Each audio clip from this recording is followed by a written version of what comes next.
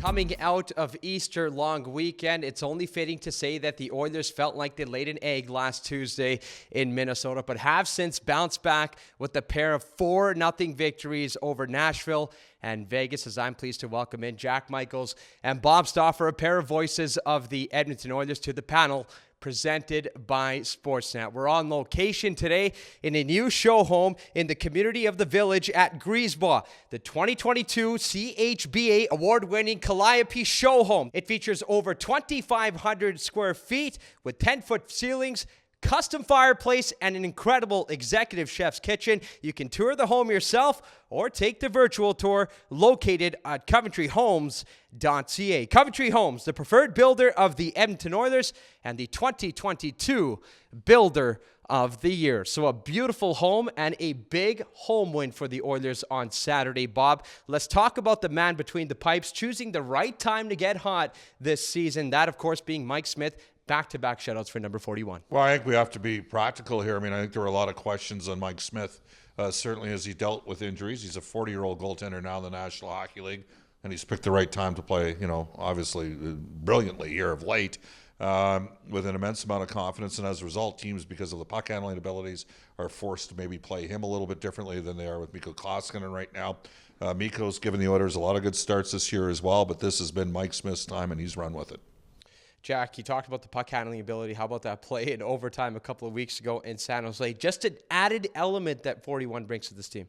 Well, I think Mike Smith typifies the rest of the Edmonton Oilers. I mean, Bob said it, Mikko Koskinen has been terrific. And really it dates back to, you mentioned the big home win over Vegas. Well, 2 months prior to that, they had another home showdown against Vegas that went the opposite way, and a 4-0 loss. And then Jay Woodcroft took over as head coach, and the Oilers haven't looked back. They've been a top 4 club in the National Hockey League since, and quite frankly, with a 19-5 record inside the Pacific Division, I think there are some that would consider Edmonton as much of a favorite as Calgary right now to come outside of the division on that side of the upcoming playoff bracket. The Oilers have put themselves in serious position to get into position. And what I mean by that is home ice advantage in the first round and then see what happens from there. But you have to get there first. And what the Oilers have done, not just with Mike Smith at the helm, but I would say a good third to half of their roster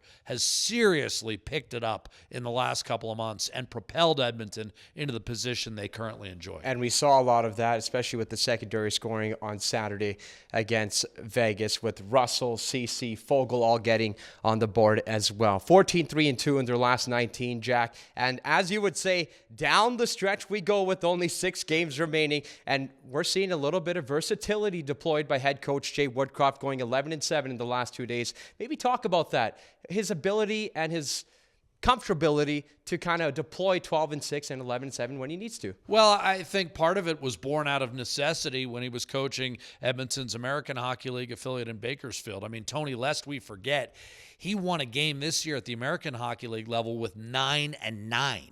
I mean, so he's won all types of different ways. And as Jay Woodcroft says, it's about winning as a skill.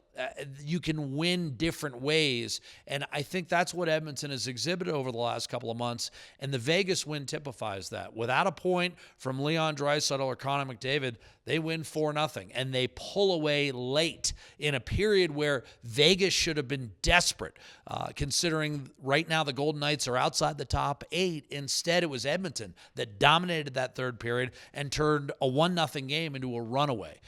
Again, without the benefit of 2 of the league's 3 top scorers. So this is the kind of thing that we've seen on a more regular basis since Jay Woodcroft took over as head coach. And as Bob indicated, it starts with the goaltending, not just Mike Smith, who's been, I think he's played to a .970 his last 5 starts, but Mikko Koskinen helped Edmonton get into this position.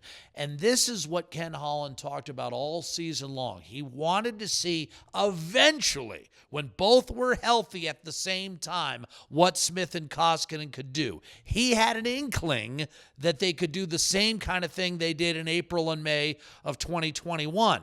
They're doing it now in March and April of 2022. You know, it's interesting, Jack referenced, Jay Woodcroft. And I think that one of the questions for a lot of people out there was, could Jay get the Oilers to play the same way Bakersfield plays? I watched Bakersfield a fair amount over the last couple of seasons.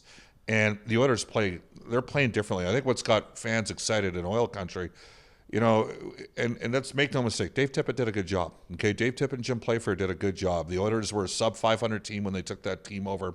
They excelled on special teams. First in the league in the power play, the 2 full seasons they had together, they were 2nd and 9th on the PK.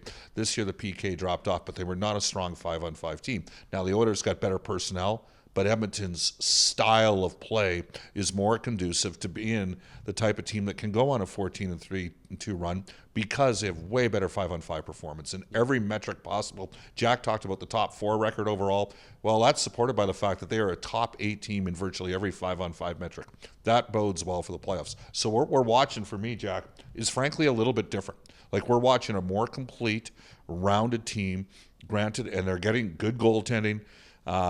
They can move the puck a bit. They got an outside chance of having 4 defensemen with 30-plus points for the first time since the 2008-2009 season.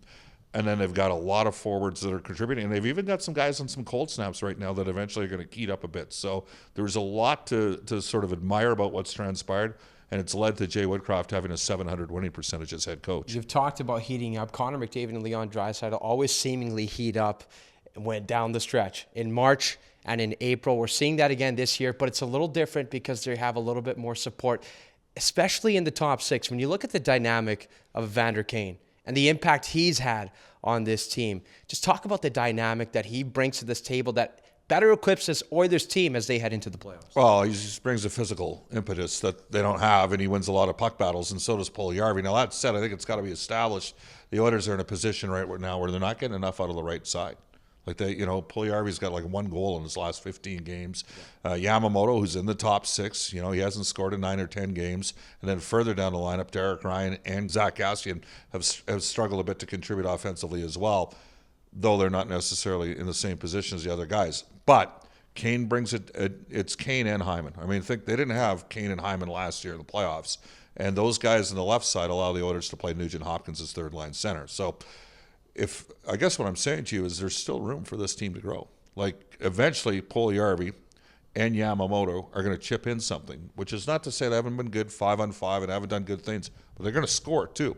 So if they can get a little bit more juice out of those guys, they'll have yet another gear that they can get to. What I like, Tony, is Edmonton hasn't sacrificed an element of its game to improve. Bob talked about the improvement in 5-on-5. I think, when Edmonton got that bump under Dave Tippett and Jim Playfair, as Bob indicated, part of it was excellence on special teams, which immediately improved, and the 5-on-5 game never really came along with it.